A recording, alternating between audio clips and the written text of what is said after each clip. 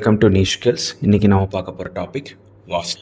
வாஸ்து அப்படின்னா எல்லாருக்குமே ஒரு பேசிக்கான ஐடியா இருக்குது. பில்டிங் ரூம்ஸ் வந்து எங்கே வைக்கணும், இந்த டைரெக்ஷனில் வச்சா நல்லா இருக்கும் அப்படிங்கிற ஒரு foundational faith and belief system. As a civil engineer நம்மக்கிட்ட கிளைண்ட்ஸ் வரப்போ நாம் அவங்களோட ரெக்குயர்மெண்ட்டை சாட்டிஸ்ஃபை பண்ணணும். அட் த சேம் டைம் நாம் அவங்களோட ஃபெய்த்தையும் சாட்டிஸ்ஃபை பண்ணணும். அதுதான் ரொம்ப முக்கியமான ஒரு விஷயம், வித்தவுட் சாக்ரிஃபைஸிங் தி இன்ஜினியரிங் ஆஸ்பெக்ட்ஸ். அப்போ அதுக்கு நமக்கு வாஸ்துவோட ஒரு பேசிக் ஐடியாலஜி வந்து வேணும். எந்த மாதிரி பில்டிங், எந்த மாதிரி ரூம்ஸ் வந்து எப்படி வைக்கலாம், அதோட யூட்டிலிட்டி பர்பஸை ஃபங்க்ஷனாலிட்டியாக ஃபெயிலியர் ஆகாமல் நாம் வந்து அந்த பில்டிங் கன்ஸ்ட்ரக்ஷனை பண்ணி கொடுக்கணும். ஸோ இன்றைக்கி டாபிக் பார்த்துருவோம். நீங்கள் ஸ்க்ரீனில் பார்க்குற இந்த பிக்சர் தான் வாஸ்து கார்டு. இதிலிருந்து தான் வாஸ்துவோட எல்லா பிரின்சிபல்ஸுமே வந்து நம்ம ஃபாலோ பண்ணுறோம். இவரோட ஹெட் இருக்க டைரக்ஷன் நார்த் ஈஸ்ட், லெக் இருக்க டைரக்ஷன் சவுத் வெஸ்ட். கார்டினலாக 4 டைரக்ஷன்ஸ் இருக்குது, நார்த் ஈஸ்ட் சவுத் வெஸ்ட். நமக்கு ரொம்ப எல்லாருக்கும் நல்லா தெரிஞ்ச விஷயம். இது இல்லாமல் additional 4 directions, north east, south west, north west. இந்த 8 டைரக்ஷன்ஸில் எந்த மாதிரி ஒரு பில்டிங் கன்ஸ்ட்ரக்ட் பண்ணுறப்ப யூஸ்ஃபுல்லாக இருக்கும் அப்படிங்கிறதையும் நம்ம பார்த்துடலாம். நம்ம டீட்டெயிலாக என்ன பில்டிங் என்ன ரூம்ஸ் அப்படின்னு போகிறதுக்கு முன்னாடி எல்லாரும் என்ன நினச்சிட்டு இருக்காங்க அப்படின்னா, இல்லை நமக்கு என்ன ஐடியா இருக்குது அப்படின்னா, வாஸ்துனா பில்டிங்ஸ் மட்டும்தான் கவர் பண்ணுது, எந்த ரூம் எங்கே வருது.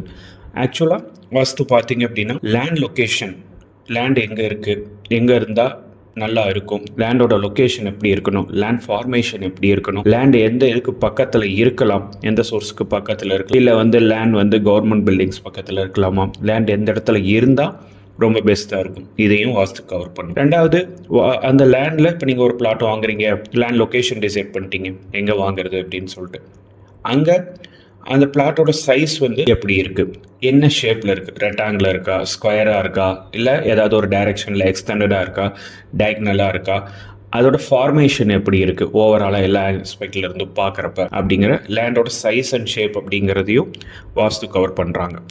எப்படி பண்ணணும், எந்த மாதிரி இருக்குது. அடுத்ததாக பவுண்ட்ரிஸ் எங்கே இருக்கணும், லேண்டில் வந்து வெல்ஸ் என்ன இருக்கணும், பம்ப்ஸ் எங்கே வைக்கணும், அண்ட் ஒரு garage and servant quarters construct பண்ணுறோம் அப்படின்னா அது எந்த மாதிரி இடத்துல இருந்தால் பெனிஃபிஷியலாக இருக்குது அப்படிங்கிறது. இதுக்கப்புறம் ரூம் சைஸஸ், பில்டிங்கில் ரூம் நம்ம வந்து எந்த ரூம் எந்த டைரக்ஷனில் வருது, பெட்ரூம் எந்த டைரக்ஷனில் வருது, ஆர்எல்ஸ் வந்து கிச்சன் எந்த டைரக்ஷனில் இருந்தால் பெஸ்ட்டாக இருக்கும், இந்த மாதிரி ரெக்கமெண்டேஷன்ஸ் கேள்விப்பட்டிருப்பீங்க. ஆனால் ரூம் சைஸஸ் எப்படி இருக்கணும் அப்படிங்கிறதும் வாஸ்து ரெக்கமெண்ட் பண்ணுறாங்க.